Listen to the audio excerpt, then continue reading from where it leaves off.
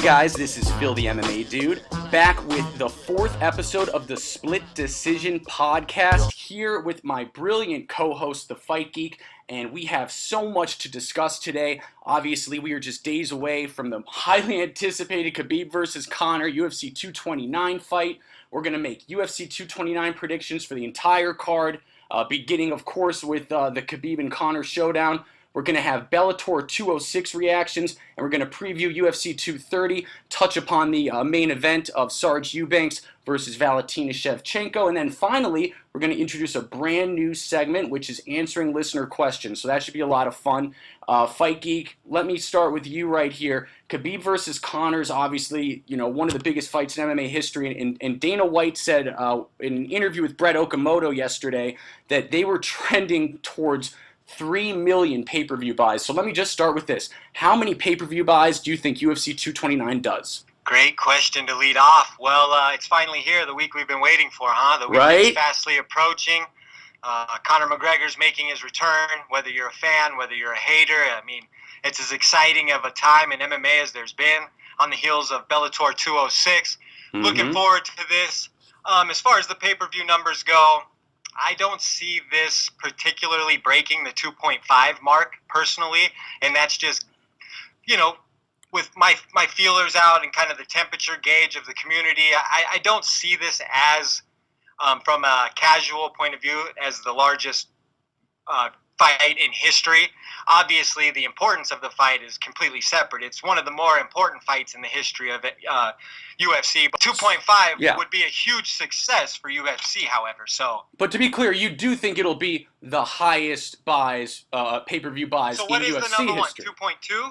No. The number one is UFC 202, and I believe it's 1.7 or 1.6. Oh, yes. I think it's going to break 1.7. Conor McGregor's return will break 1.7. I would say... I agree with you. 2.5 would be the ceiling, in my opinion. Let me rephrase what absolutely. I said here. Oh, yeah. Probably 2.2, I would say, is a safe estimate. 2.5 would be astronomical for UFC, is what I'm thinking. Right. No, I think that you're spot on. I thought that the trending towards 3 million comment that Dana made was a little ridiculous, frankly. There's zero chance that it does 3 million. It's not a small chance. There's zero chance. I think that it's absolutely going to be the highest selling pay-per-view in UFC history. My final guess is what did you say? I said mine's 2.1. Is that what you just said, though? No, I said I expect around 2.2 with a ceiling of 2.5. Okay. Yeah, we're real close there. I'm going to say 2.0, aka 1.9, and Dana, boosts the numbers a little bit. So 2.0 or 2.1 is my final guess there. But I think we're not far off. But okay. We're early on. We're jumping right into the popcorn here. This is a huge episode, and the people want to know what Phil the MMA Dude and the Fight Geeks picks are for Khabib versus Conor. Who do you got and how? Let's get into it. Let's do it. Well, I'm pumped. Starting Sunday night, I really dove into film. Really just probably drove my wife crazy because I was just sitting in the living room watching Conor and Khabib fights on loop. Yep. It's a fine-tooth comb here, man. It's such a pick'em fight, in my opinion, with such distinct elite skills. All right, step off the fence. Right. I'm just buttering it up for you. But yeah. I don't think it will necessarily be the lazy narrative of Conor by quick knockout or Khabib by mauling. I'm also in the camp. I think this is going to be a war. I think it's going to be a dogfight. I think it's going to be a classic. I think both guys are going to be tested in different ways. I don't know if that's me being romantic and that's what I'm hoping for, or if that's what I'm seeing with the skill sets. So the intrigue is there. With that said, breaking it down, I do believe Conor McGregor's footwork and punching power will be the difference in this matchup. And I'm taking Conor McGregor by third round TKO. Woo! Damn! You guys heard it here first. Fight Geek taking McGregor by third round TKO. I love it. I love it. And it's as I'm releasing the words, I even have trepidation because it's just I can see so many outcomes in this fight. So now that I've made my prediction, I'll jump back on the fence and just play both sides. I predict these things. Okay, all right. So here's how I see the. You're supposed to say, "What do you think?" But that's okay. You don't care about my opinion. What do you think, man? Sorry, I did okay. my blame Conor impression. My feelings are already hurt.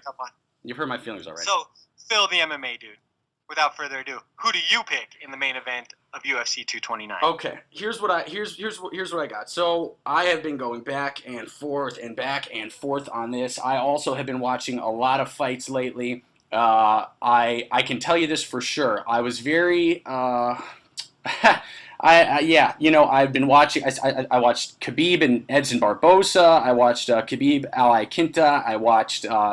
Obviously, I watched a lot. I watched multiple times McGregor Mendez again because that's how I truly see the fight going. Is basically a larger and more epic version of McGregor Mendez. I think it's going to be really essentially what the fight's going to look like. Is each round is going to start out with Khabib pretty hesitant and looking for a way to close that distance. I'm fascinated to see how he does. I can tell you this: if he tries to close distance the way he did with Edson Barbosa by just sort of kind of chasing him and flailing at him, he's going to be taking a dirt nap without a doubt. But that being said, I think what we're going to really ultimately see here is we're going to see a game of shot clock. I think that it's ridiculous to say, but 25 minutes we're going to be watching Conor trying to land that left enough to truly rock Khabib, so much so that he can be finished essentially. Right. I think there though Conor has a lot more creativity than people give him credit for.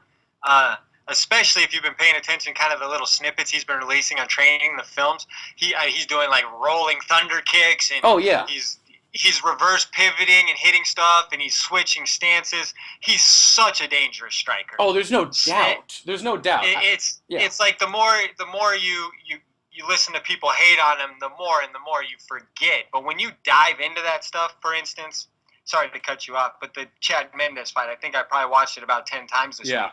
What strikes me is that as soon as he weathers that storm, there's only like 34 seconds left in that round or something.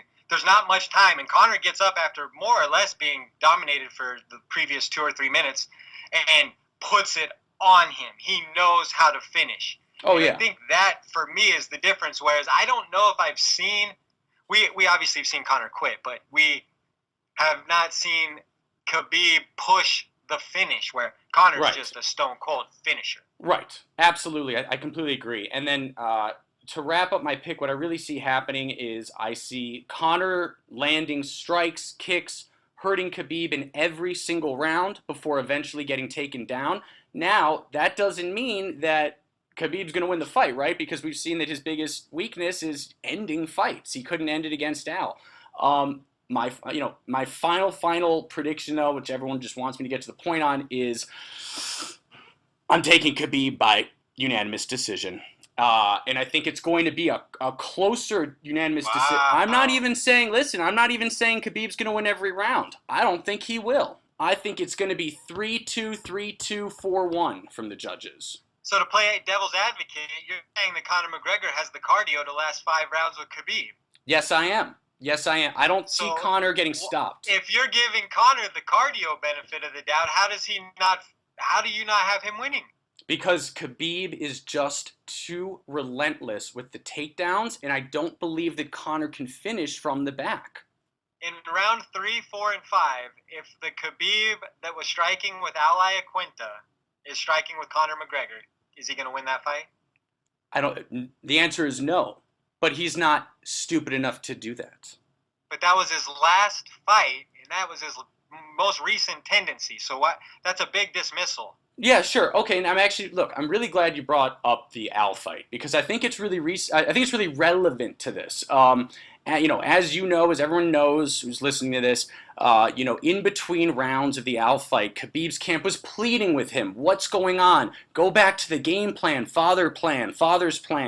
And Khabib just kept standing with Al and just standing with Al. And what happened after that fight? Everyone said, whoa, Khabib has holes left, right, and sideways. Conor's got a great shot at this. Before, they weren't saying that. And I think Khabib's a very smart man. I think he was standing for two reasons. One, to goad Conor into the fight, and aka, by the way, it worked. B, I think he was doing it to test his chin a little bit. Now, he's not going to get it tested by Al like he's getting it tested by Conor. That Conor McGregor's a very smart man and just sat out 2 years preparing for Khabib, we'll just leave it at that. And you said it right last time. You're Magomedov. I'm hot and cold with the names. That's just how it goes. Okay. But the guy, if you look at the physical stature of a Conor McGregor, he's elite. He's gonna be in the best shape of his life for this fight. He's gonna be the most well-schooled in wrestling he's been to date. He's gonna be 2 years better at wrestling since we saw him. He's going to be 2 years better at striking. He's going to be 2 years stronger. He's going to be 2 years more mature. He's going to be two more years seasoned. Conor McGregor is going to be much better than the last time you saw him. To play devil's advocate, he's going to be 2 years outside of the cage, 2 years without a fight in MMA.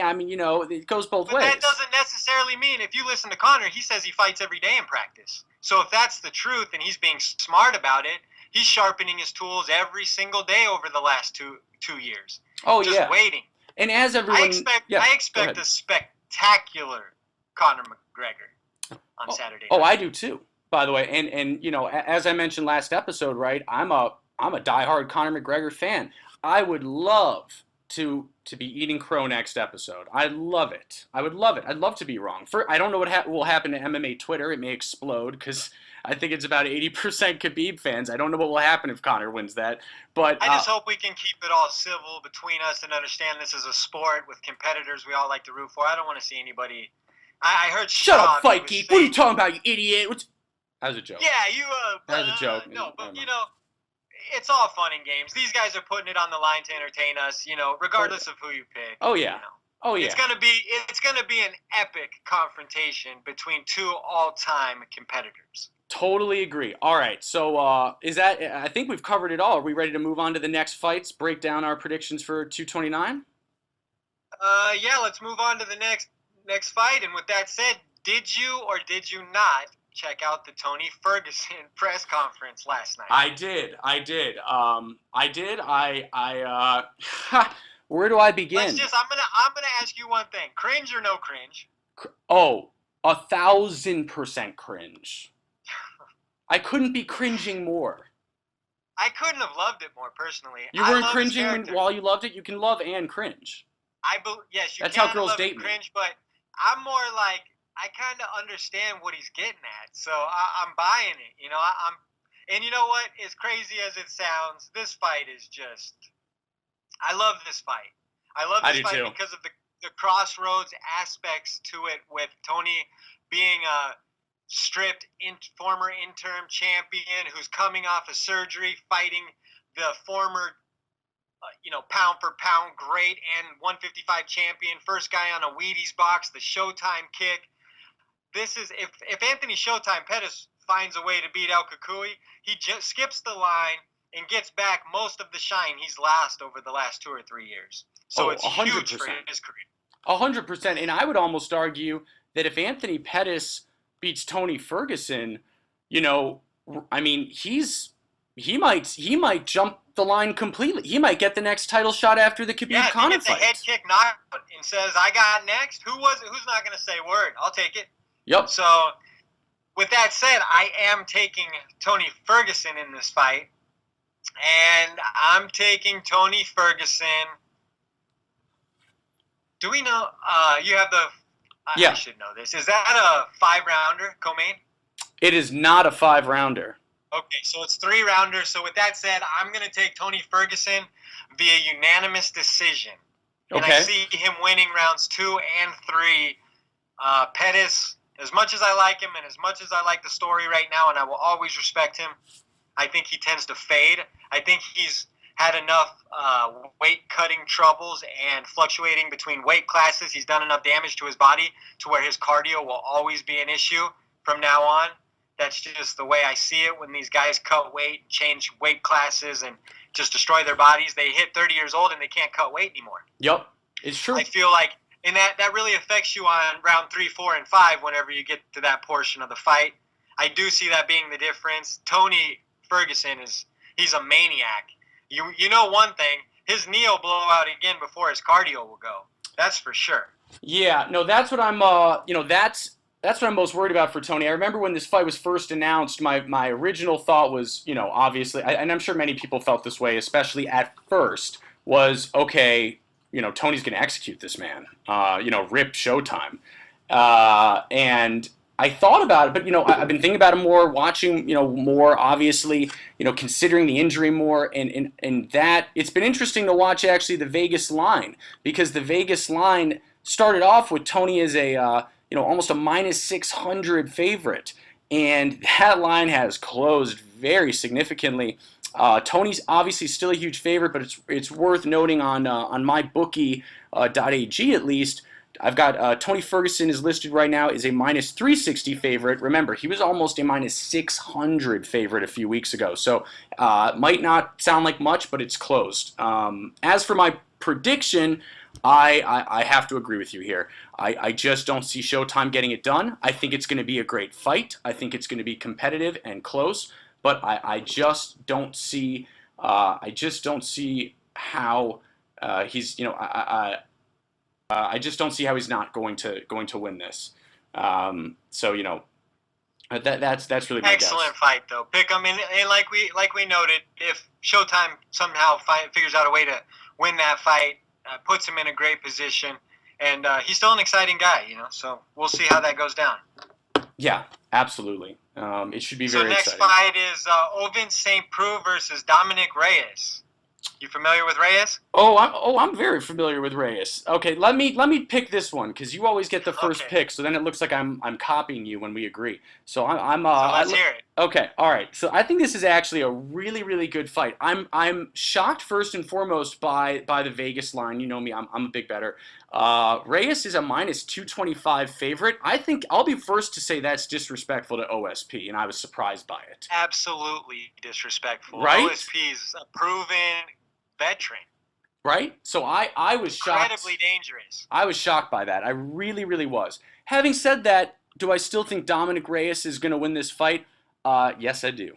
So I've got Reyes winning this by decision, by unanimous decision. I don't think it's going to be stopped, but I think it's going to be a lot closer than people think, than Vegas clearly thinks. I see Reyes winning by split decision. Interesting. What do you got? Well, I am taking Ovin St. Preux, actually. So I think Ovin St. Preux is a little too tricky at this point. One of the more tricky guys on the roster. Very unorthodox striker, former football player, incredibly powerful in the hips. I think he has 3 of the 4 Von Flue chokes in UFC history. 4 or 5 maybe, I'm not even sure. Very tricky, very powerful. Not someone you generally want to feed a top prospect to, in my opinion. True. I understand he's ranked 7th and he has a name, but that's not an easy matchup for a young guy who only has, 9 fights under his belt to go fight a UFC veteran who has 34 fights under his belt, former football player, and is extremely tricky on the ground. So with all of those factors kind of put in a pot and mixed up, I'm going to take Ovin St. Preux by... This is the tough part, but we'll say second round submission. Okay. All right, second round submission versus Alexander Volkov. Who do you got, Fight Geek? I love this fight too. I think this is so good. These fights are not getting any love because of their underneath Conor Khabib, but this is an excellent fight. First of all, I love the Black Beast. He brings just such a raw violence, a raw power to the octagon that's really unique to him. Love watching him fight. Hilarious character. Facing Alexander Volkov, who's 30-6, extremely tall, very smart rushing. He's skilled. He has a submission game. So with that said, I'm leaning Alexander Volkov, and I'm going to take him by unanimous decision. I love it. I love it. Okay, so me and you disagree here again. This is getting fun. Derek Lewis, by the way, is a plus 140 underdog. Volkov, minus 170 favorite. I think that sounds about right, by the way. Right. But having said that, if there's one thing I've learned watching the Black Beast, and gosh, do I love Derek Lewis. I love him. I mean, he's just so much fun. He's the king. He's the king of social media with fighters. Right. He's so much fun, and I have seen him come back from the brink of defeat too many times to count him out of this one. Absolutely. So here's what I think is going to happen. I think Volkov is going to light him up real good for about 2.5 rounds, and then I think Lewis is going to do Lewis and turn into the Black Beast like he do at the end of every fight with 2.5 minutes to go, and I think he's going to stop Volkov at the tail end of the fight. I see it. He's still having his back problems. That's the thing with Lewis. You know, he feels great, and then he always will. He gets to the fight, and he's not able to be his best. So with that said, and the fact that Volkov has, you know, he knows how to use his jab, he knows how to use his length, and he's smart and he's seasoned. I think he'll be able to pull it out. But that's my opinion. Yeah, that's fair. Why we disagree. Fair. I've got Lewis losing the entire fight and winning by late stoppage in the third. Okay, it'll be good either way. It'll be great. Moving on, Michelle Waterson versus Felice Herrig. Who do you got on this one? I'm gonna take Felice Herrig in this fight. I think she's the bigger, stronger fighter. She recently has experienced more success. She's kind of found her game. Very strong grappler, very strong girl. I think Michelle Waterson's still a little outsized for this weight class. I know. Skill for skill, I think the Karate Hottie can hang with any of the females in MMA, but she's a little outmatched size-wise in this division, and I think that really has shown in her last few fights, and I expect that to be the trend here against Herrig again. Yep, fair enough. I love Michelle Waterson. I love the Karate Hottie. I don't hide that, and if I do, I don't hide it well. Having said that, I have to choose Felice Herrig as well here. But I want to go on a quick side note. I know that the UFC is very hesitant to add divisions, but as we've seen in the last year, they're not hesitant at all to add female divisions. You know, they added flyweight, obviously. And right. my one question to the UFC, if we're just talking about branding and marketing, is why do you not make an atomweight division? Because we all know Michelle Waterson would become the champ, and she's one of the most, if not the most marketable UFC female fighter. It's a great question. There's also some more international females at that weight class that they could potentially bring in who are marketable as well. So, would you be open to? Let me ask you this: would you be open to a UFC atomweight female division? I would be more open to a men's 165-pound division. Okay. What? Okay. I mean, good answer. All right. Both. What about both? Said, we don't want to get too off course here. We want to get back to. All right. Okay. Well, I wanted to talk about Michelle because I'm in love with her in a weird way. Moving on. Okay. Tanya Evinger versus. No, it's the top of the prelims on Fox, which is going to be Sergio Pettis versus Jussier Formiga. Oh, I'm sorry. Thank you for that correction. I'm looking at my bookie, and they don't have that in the correct order. So thank you. Okay. We'll get to the Tanya Evinger Aspen Ladd fight. Sergio Pettis versus Jussier Formiga. Did I say that right? I believe you did. Okay, great. I'm going to take Sergio Pettis in this fight. I think Sergio Pettis is trending upward. Young guy. Lots of momentum for the Pettis brothers going into this one. Even though I don't feel like his brother will be able to cash in on it, I do think that Serge will be able to ride the momentum of being in camp with his brother and the excitement of everything going on to catapult himself past Jussier Formiga and make himself one of the legitimate contenders in that division.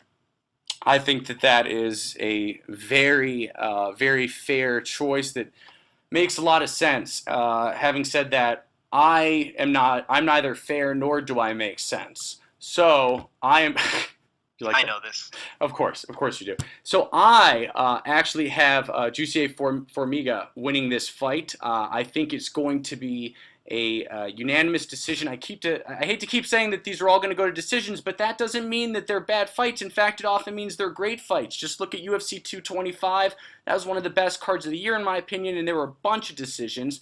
I do, especially on the main card, but I think that Jussier is going to get the better of Sergio. With a unanimous decision. I could see it being split, but I think it's going to be a unanimous decision, 2-1. Fair enough. All right. So with that said, we're going to the fight that I believe is the filler for the now canceled Sean O'Malley fight, which is a big boo. Yeah. Then that is Jones is telling on people already, bro. Luque He's just dialing up. Jalen Turner. Yeah, never mind. What do you know about Jalen Turner?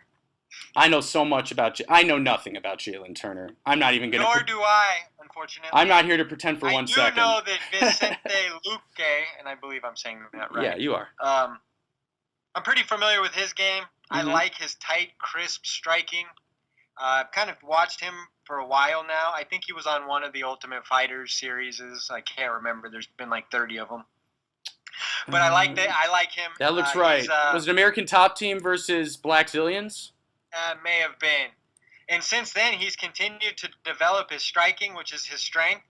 And I think, that coupled with the fact I don't know much about Jalen Turner means I'm going to lean towards him. Vicente Luque by stoppage. We'll say second round TKO. I agree almost completely, but I'm going to say Luque by first round TKO. Cool.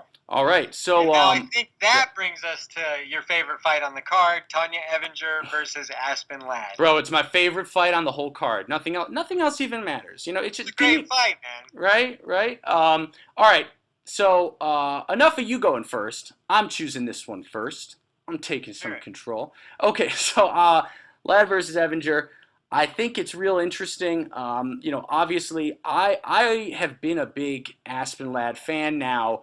It was a little, things got a little awkward. One quick question. Have you seen the recent pictures of her and her muscles? No. I think the answer is no.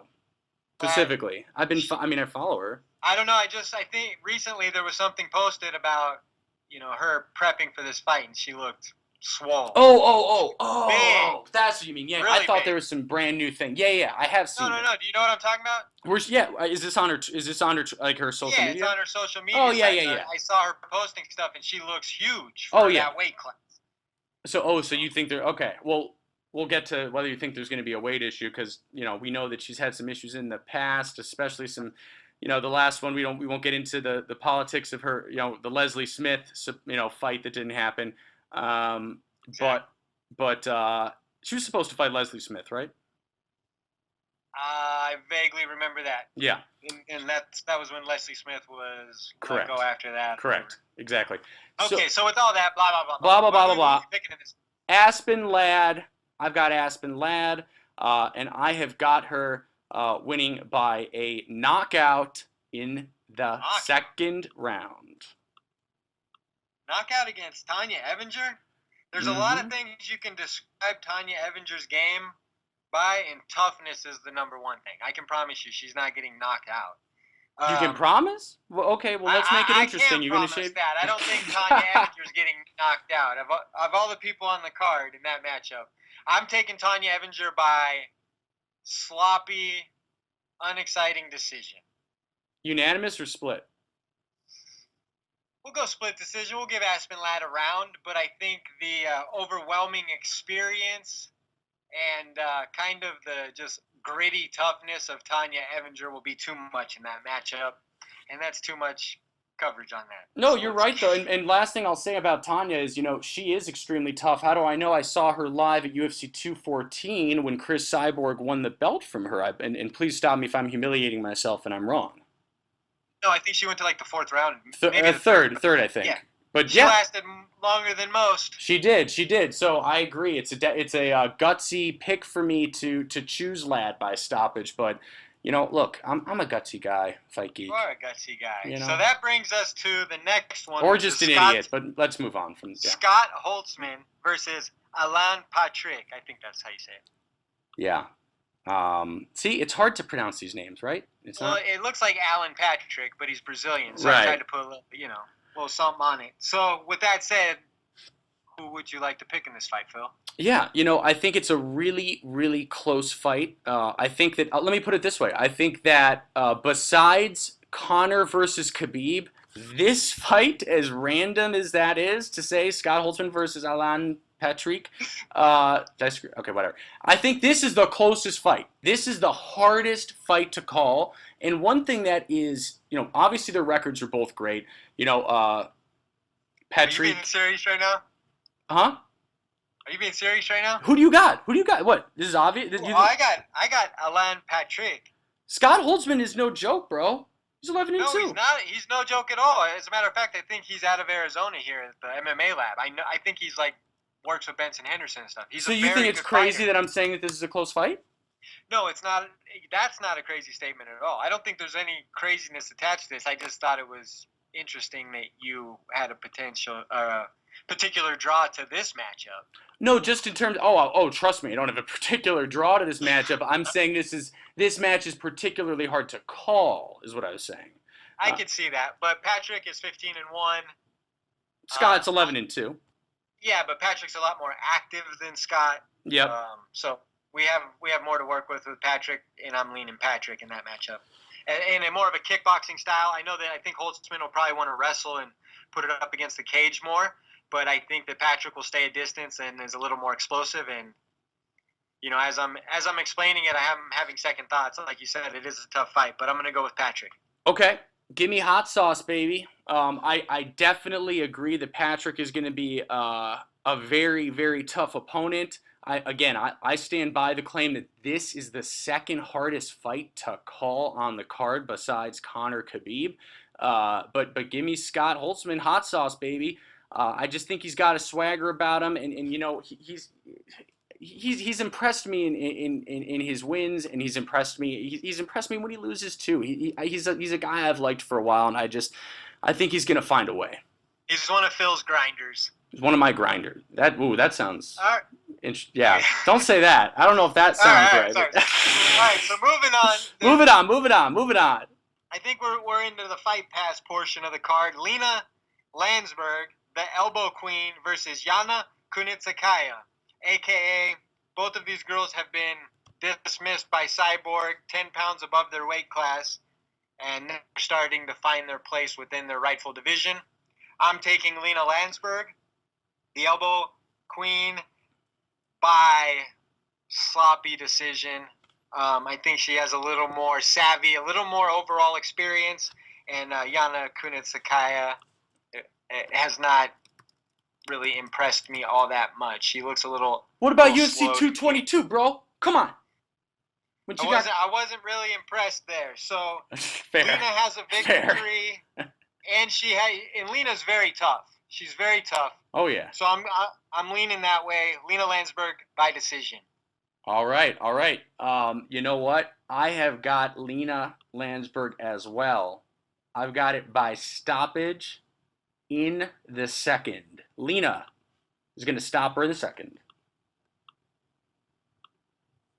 Fair enough. Now moving on. Now you said the previous fight was, or I actually found this fight kind of hard to pick. Yeah. Gray Maynard versus Nick Lentz. Two very similar guys. Gray Maynard has had some bad luck lately, but he fought Ryan Hall to basically a standstill in his last performance. He got so mad. That fight. He was so frustrated because he's more of an old school wrestler, striker, and he wanted to get in there. He's had some unfavorable results and was really looking to get back on top, and I don't feel like he got to show what he could do in that fight. Yeah. Now, Nick Lentz, the Carney, is very tough. He's a grinder.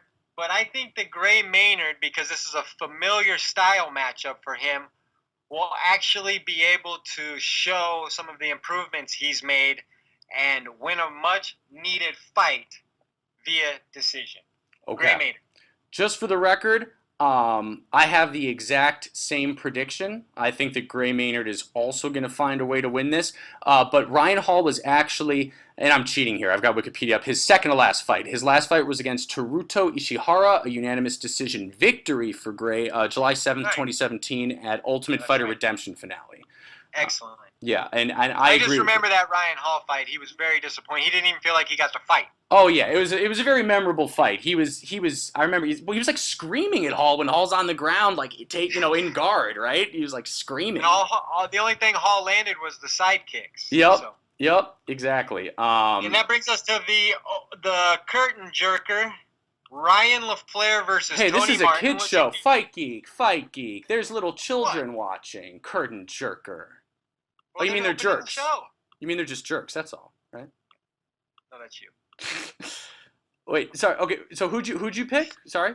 I'm gonna take Ryan LaFleur, even though I think this is gonna be a good fight. Tony Martin has showed he's a pretty athletic guy, striker, well-rounded, kind of the new generation type fighter. But Ryan LaFleur, tough guy, out of the East Coast. 14-2, has had mixed results lately. He was on a good trajectory about 2 years ago. So I'm gonna take him.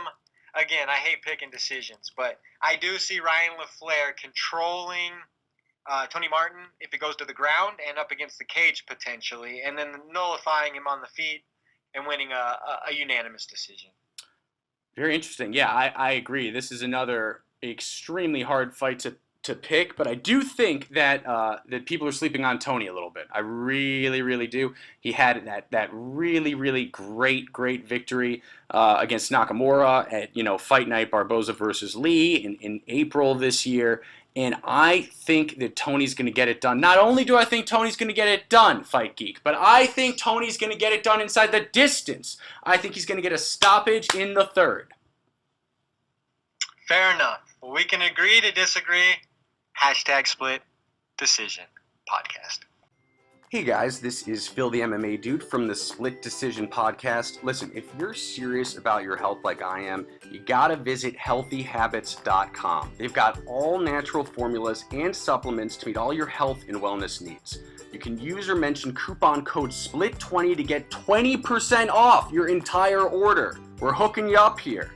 I've personally been taking this Stem Cell Maximum product for about 3 months now, and I feel like a friggin' superhero. Seriously, it supports healthy adult stem cell rejuvenation. It supports a healthy immune system. It supports a healthy cardiovascular system. So what are you doing right now? Go on to healthyhabits.com, use or mention coupon code SPLIT20 to get 20% off your entire order.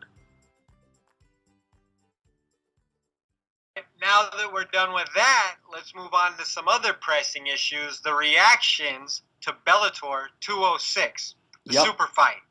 Yep. Okay. And here's my opening thoughts on the Bellator 206 super fight. And I want you to be honest with me, Fight Geek. I felt a little let down by the fight in general. Full credit to Gegard. I was a little shocked by Rory's performance, if I'm being honest. Did it deliver for you? Well, I wouldn't say the fight was necessarily exciting, but I would say Gegard Mousasi delivered to me. His jab, well, that's for sure. Timing, his top control was all just exactly. I figured them skill for skill to be fairly equal. So I knew that size difference and the fact that Gegard has dealt with larger men in a larger weight class was going to play into his favor. And I think you saw that just about at every turn.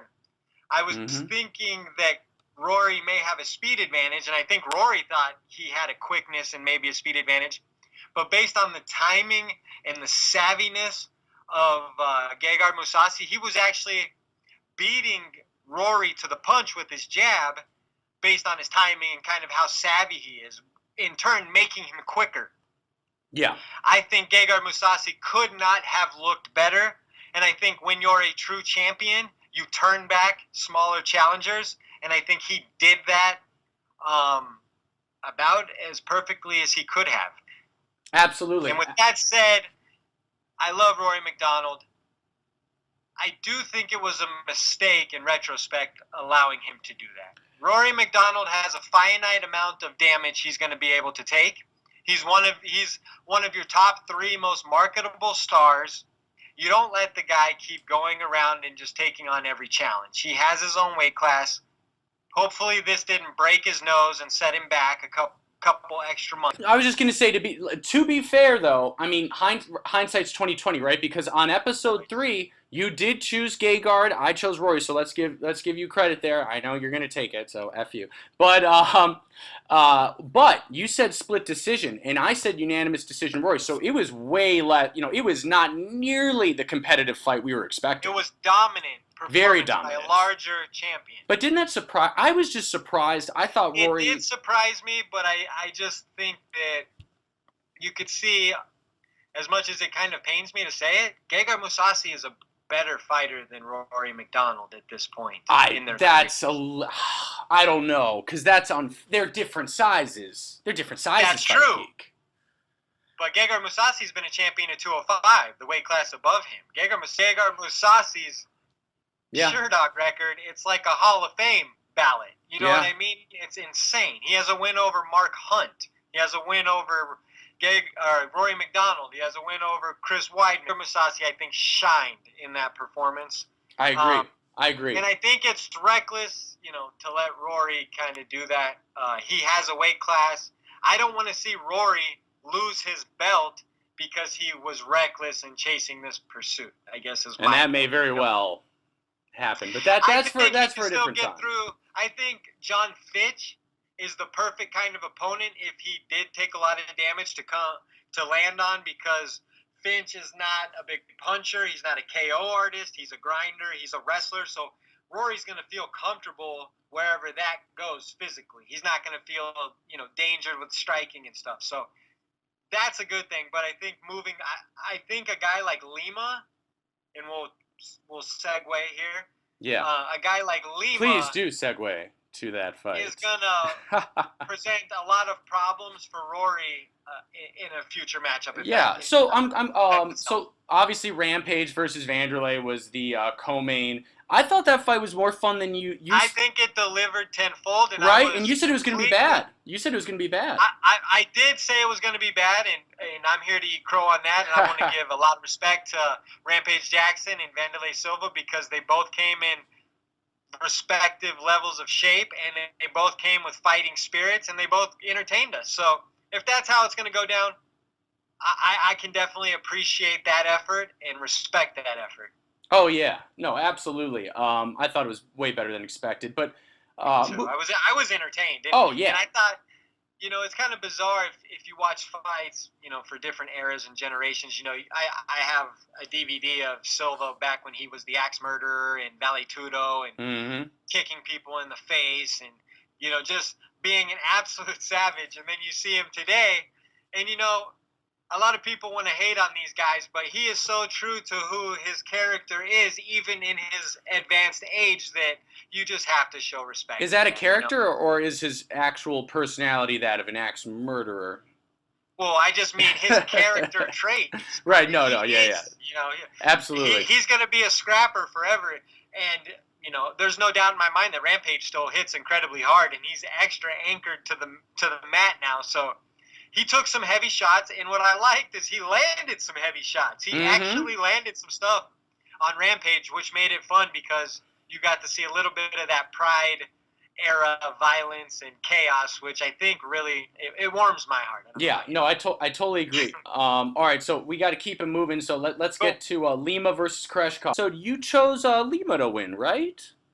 No. I chose Koreshkov to you win. didn't. Oh, I guess I chose Lima. I definitely underestimated Lima, and I feel confident saying that. He looked amazing.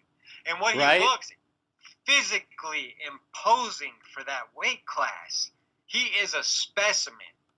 And I'm ready to anoint him one of the best leg kickers in MMA. I mean, he causes damage. And it's noticeable, and nobody wants their front leg chewed up like that. You could see, I think as early second round, Koreshkov had the same hematoma that Rory did, almost the same nerve, and he had a big old swollen sheet, and then he had to switch to southpaw, and he had a really defensive stance, and he wasn't able to get off any offense. And I think that Lima just was very consistent in marching forward and landing the heavy shots. And then obviously when he got his back, he was so withered and kind of damaged that he just advanced and choked him out. Much props to Koreshkov. When guys don't tap and they go out on their shield, those are true warriors. Those are the kind of guys you applaud. I do anyway. Some people don't applaud that the way I did, like when GSP choked out Bisping. I love that. Oh, yeah, it's so badass. How can you not? Go out on your shield. It takes a true champion to be like, I'll be out for 20 seconds. Long story short. Absolutely. I have mad respect for him doing that, and then I have so much respect for the performance Lima put on. It was very imposing. It was very physically dominant, and wow, great performance. What was the biggest takeaway of 206? It was Aaron Pico. It was Aaron Pico. Absolutely. Aaron Pico, closely followed by Musasi's dominant. Yes, I agree, but I just think that Pico showed... I mean, we all suspected he was for real, but... He showed that he has superstar potential. Superstar potential. He has the potential to... Now, I don't know how charismatic he is, a la Conor McGregor, drawing eyes, but skill for skill, I do believe we're looking at the evolution of MMA, and it's coming at us very quick. What interests me is there's a bunch of guys around the same weight class in Bellator that are young and developing and training together. Mm-hmm. Kimbo Slice Jr., AJ McKee, obviously Aaron Pico. I heard somebody floating out there, Pico versus Gallagher. Someone doesn't, it's so funny. Fight Geek never likes my tweets, and actually this is a good time to be passive-aggressive about it and show how hurt I am. He never reads my effing tweets, okay? Yeah, yes, you see my poll? I have a poll. It's almost 900 votes. Thanks, Fight Geek. Thank you for looking at my page. Thanks, brah. I've got a poll about Gallagher versus Pico, brah. And it's 92% in favor of a Pico victory, and I think that is actually being nice to James. I'm not even talking about who would win. I'm talking about... Oh, James would die. The matchup. James would be murdered. Who his potential matchups are. I'm thinking much past James Gallagher for Aaron Pico at this point. He just starts to... good the Lord. Andrew Higo. Shots. Yeah. The body shots. The body shots are probably they might be the most brutal body shots in all of MMA. You can see the impact through the television. I was cringing. He's not even fully physically developed yet. He's gonna have Tyson-esque hook power. You know what I mean? He's gonna be so powerful. And the other thing I'm sorry, go ahead. No, go ahead. I was just gonna say the other thing I liked about Pico's performance is, there's definitely room for improvement, okay? He was getting tagged up, but... He got hit, and I almost thought I saw him stagger for a blink. Oh. He got hit right on the chin when he was all the way up early, before he started his flurry. He gets hit really hard in his chin. He leans back, recovers, and then gathers himself, and then he starts to be... You could see his mind working in that moment, and then obviously he clips him and just lays it on. And you can see the youthful athleticism and exuberance whenever he gets someone hurt. Because a lot of times you'll see a fighter get someone hurt and then blow their arms out trying to finish them. Aaron Pico looked like he could have gone all day until the ref broke that up. That's what I was going to say. Smashing him over and over and over. No doubt. And I think that I was going to say, while it showed that Pico needs a little bit of defensive improvement, at the same time, so I did not, to be honest, see that stagger that you saw. I've only seen the fight once. It's very possible that happened. I don't know, but I remember my takeaway was, wow, Pico got tagged, and you know what? He held his composure. He stayed cool. He stayed with the game plan, and he just outfought and outclassed Higo completely.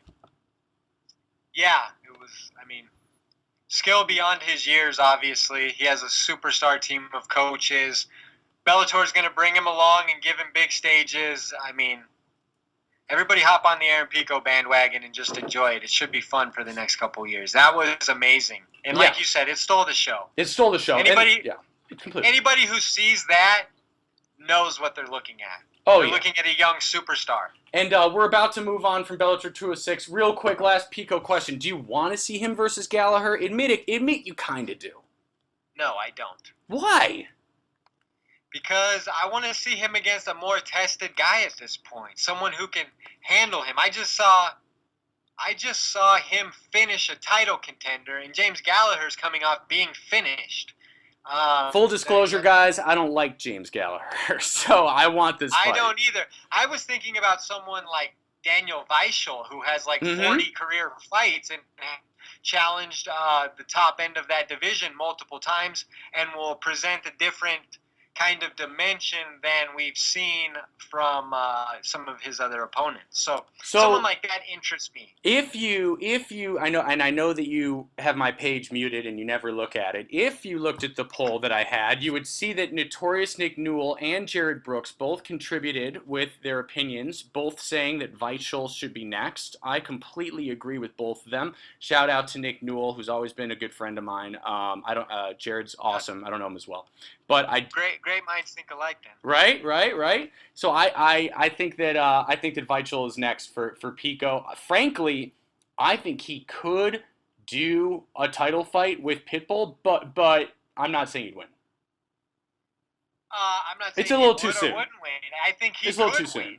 He could. I think he could, but at this point, let's get him a little more seasoning. Let him just keep peppering some other names. You know, he's 5-1. I agree with you completely.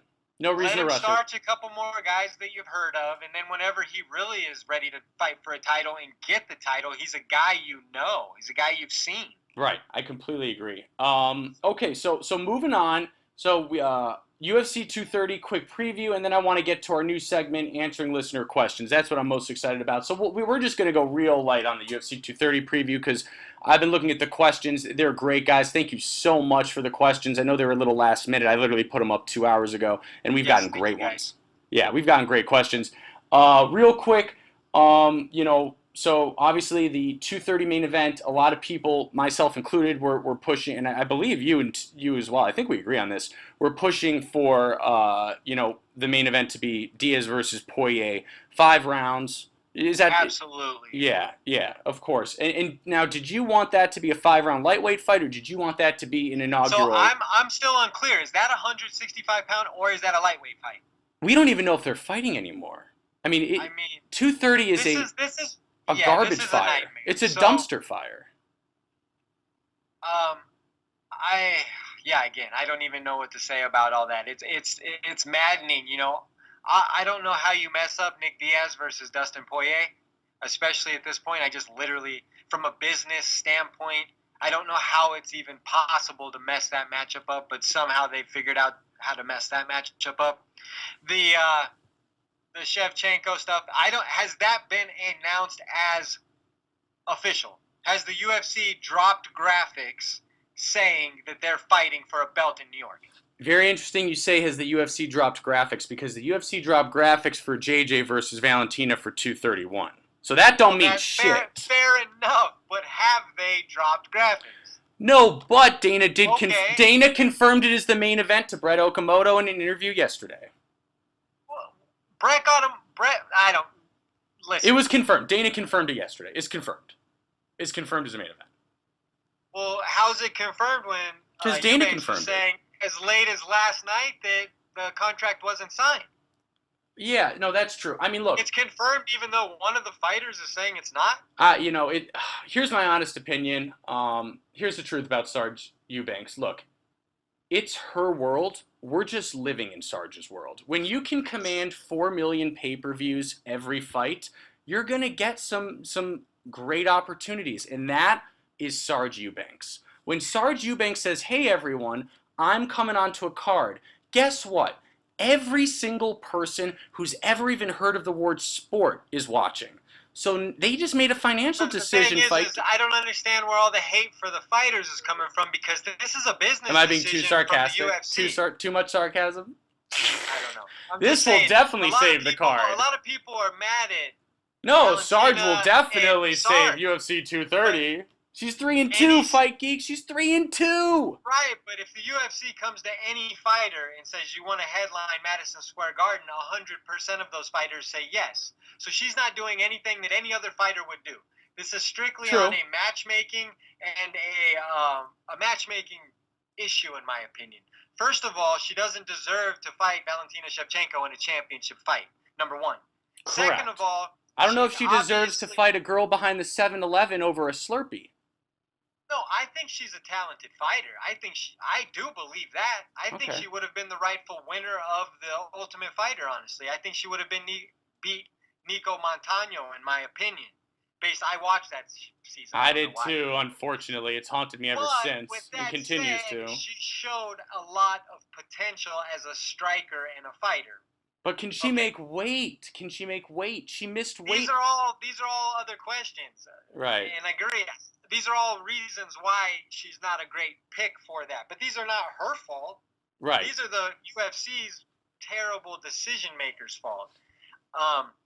I don't understand, again, Valentina, everyone's going to hate on her because she's in a bad spot. Why would they hate on Valentina? I don't hate on Valentina. Well, by default, this main event's going to get destroyed. I already hear people saying, tune out, right out Nick Diaz and Poirier fight and stuff like that. And that's not fair to a world-class fighter like Valentina, in my opinion, who I believe is one of the best female fighters in the world.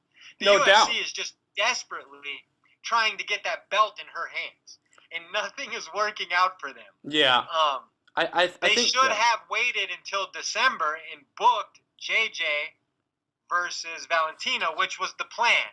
They're getting impatient, and they need to find a main event for Madison Square Garden. Another thing about Madison Square Garden that no one ever talks about is that how much the tax is in New York. And I think this is an issue with booking expensive talent. So if you think about what the cheapest main event they could have possibly booked on the roster is, what would it have been? Hard to think of anything less expensive than Valentina versus Sarge Eubanks. Exactly. And what is Nate Diaz and Dustin Poirier are both basically angling for a title fight and a main event, both of which, if they got, would mean more money out of the UFC's pocket. Sure. I mean, that comes down to financial on the UFC's part. They know they're going to make so much money this weekend with Conor that they're basically throwing Madison Square Garden card away. They're saying that which is a huge mistake, though. You make it sound like that's not a business mistake. Conor McGregor this weekend is going to pay for that loss. Right, but I don't understand why you don't try to promote Nate. Taking the average of 2 and still being better than they would have been individually. Nate is the only guy that has beaten Conor in the UFC. Nate and Dustin would have sold. I would have bought that pay-per-view personally. Now that they're not the main event, I'll go to a bar. I'm not going to buy the pay-per-view. You'll go to a bar. I'll find a stream or not. Or not. Yeah, I'm not even particularly compelled to watch that fight. I more than likely will, but I think we all know what's going to happen when you put a 73-5 combat athlete in with a 3-2 combat athlete. Yeah, exactly. Exactly. So, we'll see. I still, for the record, I want to go on record as saying this really quick, and then we're going to get to the questions because we're running long. But I'm going to go on record and say this. I do not think that Sarge versus Valentina will be the main event of UFC 230. I realize the fight is done. I realize the fight is happening. I think I've looked on social media. Negative doesn't begin to describe the reaction to this. That it doesn't begin to describe it. It's a full-on rebellion. So I think that Dana will cave and he'll eat his own ego, rightfully so, and he's going to put Dustin and Nate as the main event. Now I don't know if it's going to be a 5-round lightweight fight or it's going to be a super lightweight title fight. I would be fine with either. Listen, you know that I'm a fan of the 165-pound division. I think you just add welterweight you make welterweight 175, you make middleweight 190, and that's it, and no more divisions. It's that simple. but I understand a lot of people feel differently on that one. So with all that being said, let's get to some listener questions to wrap this thing up. Does that sound good? Yeah, let's get to some. So I got the stream open right here, and we just want to thank everybody who actually took the time to ask some questions. So First off, we'll go with at no turned unstoned, and his question is what's the most dangerous aspect of the main event, Conor striking or Khabib's takedown ground game? And I'll let you go ahead and go first. Yeah, it's a great, and I saw that, and No Turn on Stone is a great follow. If you guys aren't following him, he knows his stuff, and that was a great question. It's a very tough question, right? Because both are so overwhelming. Khabib's wrestling, Conor's striking are so good. What a tough question. But at the end of the day, I have to say that the bigger threat is Conor's striking, because Conor is the one who can finish the fight with one left. Right. And in particular, I agree with you 100%. And in particular, Conor's footwork. Yes. Conor, the way I heard somebody explaining him, or I think it was Joe Rogan was describing him as a point fighter. Mm-hmm. And if you watch the way Conor darts in and darts out, he's basically a point fighter with knockout power. So I feel the darting footwork and the sharp, crisp footwork specifically in regards to his striking is the most dominant factor in this fight. Dangerous factor, for instance. Yep, I completely agree. Sorry, what were you saying? No, I agree. So go ahead. Yeah. Okay, so next question is from Matt Adams. That's at Matt Ravejet, and he said, and this is an amazing question. Would more people rather watch Bob Sapp do cardio for 25 minutes as a main event, or the current UFC 230 main event? And Fight Geek, I'll let you start that one off. Okay, so just for reference, you did see the Bob Sapp fight this past weekend. I did. He finally won. What happened? He finally won a fight. Is that what you call that? I don't know what to call it. Okay, so long story short,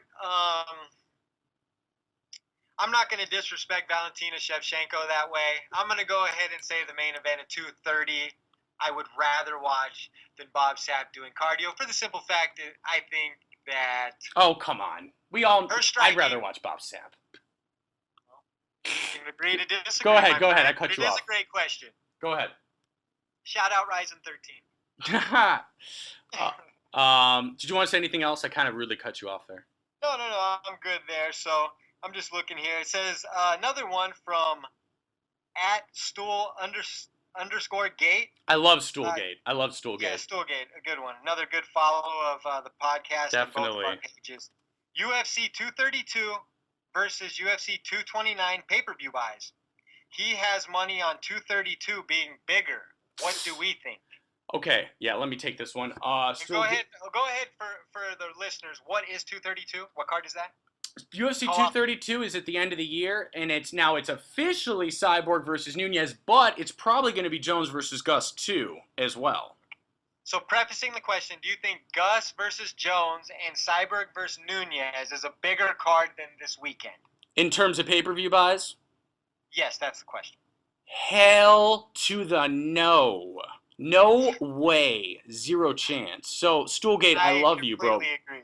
I love you, Stoolgate, but you need to get that money out of there, because that money is you're never going to see that money again, because UFC 232 is not going to do more pay-per-views than 229. It's just not.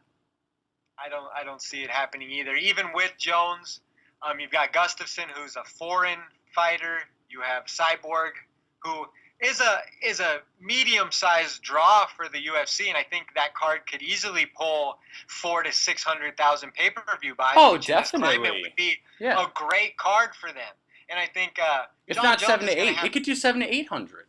But I think Jon Jones will have to reintroduce himself and earn some good graces back before people are going to be spending a lot of money and have a lot of interest in him. He may have to win 2 fights or 3 fights before any type of serious appeal comes back to him, in my opinion. Okay. Very fair. I think that MMA fans are more forgiving than you think. I'm not necessarily saying that they should be. I mean, you guys all know me. I'm a diehard DC fan. It doesn't get more diehard DC than me. But I do think that a lot of fans love Jones, and I respect that. And I think that I don't think he's going to take too much of a pay-per-view hit. I think that he somehow escaped this with his reputation, whatever it is, relatively unscathed. He's already been caught once before. He was caught twice, so I think a lot of people just didn't care, and that's fine, and I think he's going to still be a big draw. Yeah, I disagree because I feel like the big draws are the fighters that can draw the casual fan. Mm-hmm. And you don't think Jones can draw the casual fan? Well, Jones is a multiple-time PED offender. He's been out of the limelight for pretty much 3 out of the last 4 years. He really hasn't been connecting with the modern MMA fan. True. So he has actually been vacant throughout the McGregor era, which has been the entertainment boom in the UFC. Jon Jones has not been a part of that boom. DC, Daniel Cormier, has been more a part of that boom, being on television. He's in your homes every Saturday. He's talking to you. He's explaining things to you. He's a lovable guy. I feel like at this point, Daniel Cormier has a bigger pay-per-view draw than Jon Jones does. I don't know if I agree with that. I wish it were true, and I hope it's true. I mean, it may be true. I don't know.